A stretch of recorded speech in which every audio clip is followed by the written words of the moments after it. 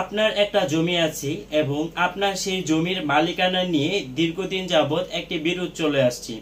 এখন আপনি এই জমির মালিকানা কিভাবে ফেরত পেতে পারেন বা জমিটি যদি আপনার আদৌ হয়ে থাকে তাহলে সেই ক্ষেত্রে আপনি এর সমাধান কিভাবে পাবেন, আজকের ভিডিওতে আমরা কথা বলবো। জমির মালিকানা নিয়ে যদি বিরোধ থাকে এবং এর সমাধান কি, ডিক্লারেশন সুট বা ঘোষণামূলক মামলা আপনি কিভাবে করবেন। ধরে নিন আপনার একটি জমি রয়েছে এবং এটির দাবিদার হচ্ছে দুইজন। একজন বলছে এই জমি আমার দাদার নামে রেকর্ড রয়েছে এবং অন্যজন বলছে না, আমি ট্যাক্স দেই এবং জমিটিতে আমি বুক দখলে রয়েছি, এই জমির মালিক আমি। এমন পরিস্থিতিতে আসলে আইনি সমাধান কি জানুন ডিক্লারেশন সুট বা ঘোষণামূলক মামলা সম্পর্কে। আসলে আমরা আগে একটু জেনে নিই যে ঘোষণামূলক মামলা বলতে আসলে আমরা কি বুঝি। ঘোষণামূলক মামলা হচ্ছে একটি সিভিল মামলা যেখানে আদালতের কাছে দাবি করা হয় যে আমি এই সম্পত্তির বৈধ মালিক। আদালত থেকে এর আইনি ঘোষণা চাওয়া হয়। এটি স্পেসিফিক রিলিফ অ্যাক্ট 1877 এর সেকশন 42 অনুযায়ী করা হয়।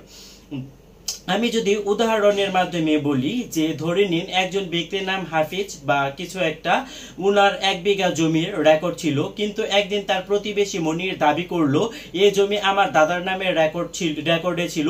মনির রেকর্ড সংশোধনের চেষ্টা করলো কিন্তু হাফিজ উদ্দিন আদালতে ঘোষণামূলক মামলা করলো। আদালত যেন ঘোষণা না দেয় আমি এই জমির প্রকৃত মালিক, এই সম্পর্কে আজকের ভিডিওতে আমরা কথা বলতেছি। সুতরাং আইনি ভিত্তি হিসেবে স্পেসিফিক রিলিফ অ্যাক্ট 1877 এর সেকশন 42 অনুযায়ী any person entitled to any legal character or to the any right two as any person of property May institute A suit against any person denying his title and the court may make a declaration that he is so title। অর্থাৎ যদি কেউ আপনার মালিকানা অস্বীকার করে আপনি আদালতে ঘোষণা চাইতে পারেন যে আপনি এই জমির বৈধ মালিক। আমি আবারও বলছি, যদি কেউ আপনার মালিকানা অস্বীকার করে আপনি চাইলে আদালতে ঘোষণামূলক মামলা করতে পারবেন যে এই জমির বৈধ মালিক হচ্ছেন আপনি। ডিক্লারেশন সুট করার মূল কারণ হচ্ছে মালিকানা বা অধিকার নিয়ে বিরোধ সৃষ্টি হলে, ভুলভাবে রেকর্ডে অন্যের নাম এলে, জমির উপর জাল দলিল বা দাবি উঠলে, প্রশাসনিক বা সরকারি রেকর্ড সংশোধনের প্রয়োজন হলে। এই ক্ষেত্রে আপনার যে সকল প্রয়োজনীয় কাগজপত্রগুলো লাগবে তা হচ্ছে মূল খতিয়ান, CSSARSBS, দলিল ও নামজারির কপি, ট্যাক্স রসিদ ও দখলের প্রমাণ, সাক্ষীর বিবৃতি ও নোটিশ।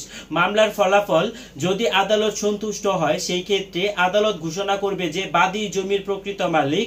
আদালতের এই ঘোষণার মাধ্যমে পরবর্তীতে সব সরকারি রেকর্ড ও কার্যক্রমে তার মালিকানা অন্তর্ভুক্ত করা হবে। ডিক্লারেশন সুটে কি চাইতে পারবেন না, আপনি যে ঘোষণামূলক একটি মামলা করবেন সেখানে আপনি কোন কোন বিষয়গুলো উল্লেখ করতে পারবেন না। শুধু ঘোষণা, কিন্তু দখল বা উচ্ছেদ দাবি করা যাবে না। যদি দখল না থাকে তাহলে ডিক্লারেশন প্লাস রিকভারি অপোজিশন দুটি একসাথে করা যাবে।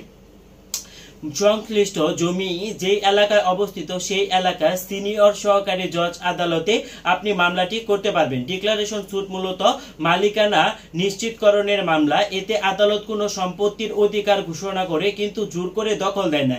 এই মামলা ভবিষ্যতে সব বিরোধ বা প্রতিরোধ করে। আমার ভিডিওটি আপনাদের কেমন লাগলো সেটি অবশ্যই আপনারা আমাকে কমেন্ট সেকশনে জানাবেন।